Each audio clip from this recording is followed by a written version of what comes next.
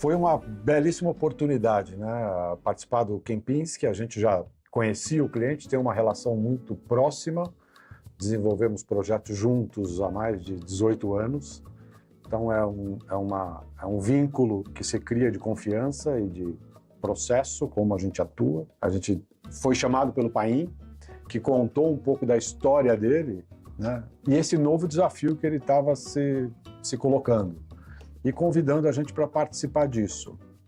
Foi muito interessante porque, ao mesmo tempo, eu recebi um convite de uma palestra para fazer em uma cidade do Rio Grande do Sul, e culminou dos dois encontros estarem muito próximos. A minha vida vai acontecendo um pouco nessas oportunidades que nem sempre são as mais planejadas. Pensando nisso, aconteceu um encontro também com a minha atual esposa. Eu conheci ela nessa palestra. Em pouquíssimo tempo a gente já estava casado, morando juntos, até porque era muito próximo da época da pandemia, em que tudo ficou fechado, e eu fui para o Rio Grande do Sul. Então esse trabalho que eu teria que fazer com o Paim de longe, ao invés de eu simplesmente visitar o empreendimento, visitar o espaço, entender o espaço um dia, eu tive a oportunidade de visitar esse espaço 10 dias. Eu tive a oportunidade de ver ele com sol, ver ele chovendo, ver com um dia de muito frio. Então todas essas condicionantes trouxeram para a gente mais informações para a gente poder construir uma proposta, construir uma solução.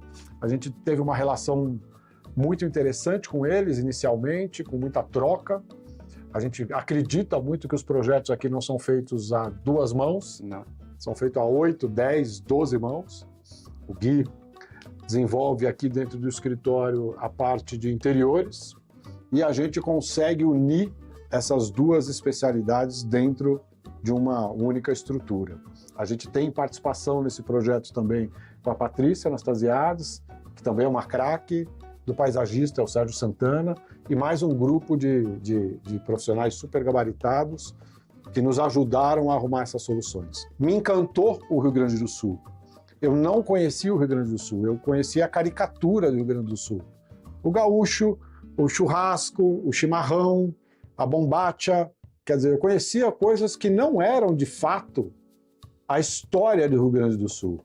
O projeto me deu a oportunidade de aumentar o meu nível cultural e a gente conseguiu construir um diagnóstico em que todos esses pontos culturais, tradições, a gente está falando da colonização alemã, está falando da colonização italiana, está falando de colonização japonesa, estamos falando de índios, que a gente teve que, de certa forma, equilibrar essas informações para poder aplicar, ora num elemento de fachada, ora numa característica de uso daqueles espaços que reflitam a cultura gaúcha. Então, acho que esse é uma grande lição que a gente teve de cada vez mais reforçar essa questão que antecede o projeto, que é o processo de pesquisa, o processo de descobertas, o processo de conversar com as pessoas.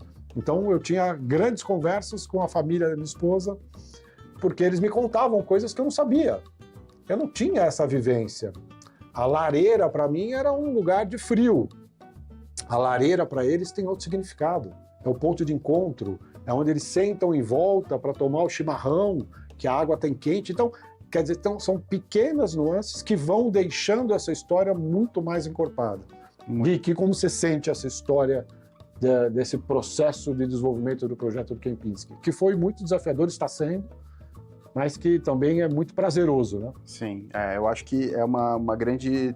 Tudo parte de uma narrativa, né?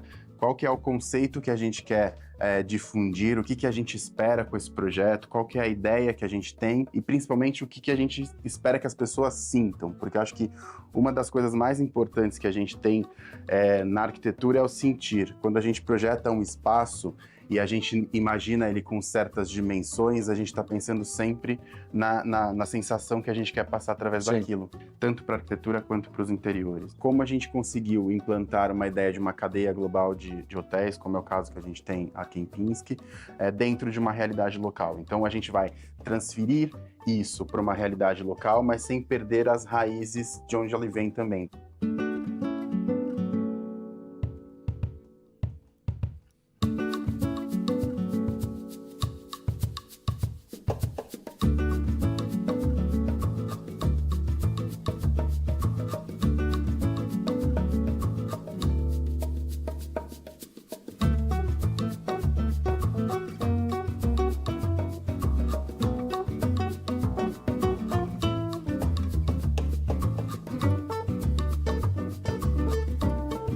A gente modificou o óbvio do projeto. O projeto tinha uma entrada, ele tinha um caminho, ele tinha uma rota que ele já se apresentava inteiro. A gente está na beira de um cânion, o Vale do Quilombo, que tem toda uma questão de tradição histórica do Quilombo, que acontecia a 200, 300 metros de altura, né, da nossa laje de pedra.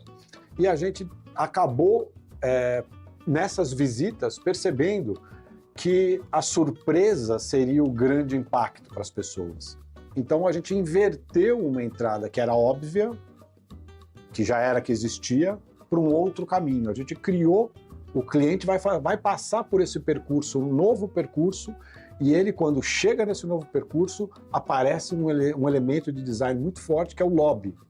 O lobby já é destacado como um único volume de concreto, coberto por um pergolado em madeira laminada colada. E quando ele adentrar dentro desse espaço, que também boa parte dele é feito de laje de pedra, ele já é com as próprias pedras locais, ele vai se abrir para o grande patrimônio desse espaço, que é a vista do Vale do Quilombo. Então ele vai passar por essa transição, eu estou fora do empreendimento, eu entro no empreendimento e depois eu descubro a nossa praça coberta, de mais ou menos 2.000 metros de área, né, Gui? Com um vão de 40 metros. Então é um espaço super impactante para poder equilibrar até com essa vista que é estupenda, né? Então acho que esse é um primeiro passo que a gente tem, que vai causar no cliente uma grande experiência. Depois, a gente repete um pouco da experiência de Gramado, da rua coberta. Só que a nossa rua coberta é uma praça coberta, onde os restaurantes acontecem ao redor, restaurantes, sports bar, wine bar. Putz, a gente tem uma infinidade, padaria, boulangerie. Quer dizer, a gente tem uma série de utilidades que é quase como se fosse um grande ponto de encontro, né? Sim. A gente chama isso de collision points.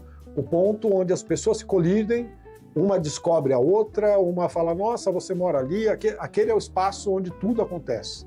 Então a gente acabou criando esse espaço também dentro do projeto, que é um grande coração da nossa proposta. E com certeza a gente também criou muito essa ideia de emoldurar a paisagem. Então o que a gente tem de diferente, né, o que a gente tem de único nesse lugar é sem dúvida a paisagem que a gente tem. Então em vários desses ambientes, todos os ambientes são pensados de forma que a gente consiga emoldurar esses lugares. Então a hora que a gente está no espaço, tem uma grande janela, né, na piscina.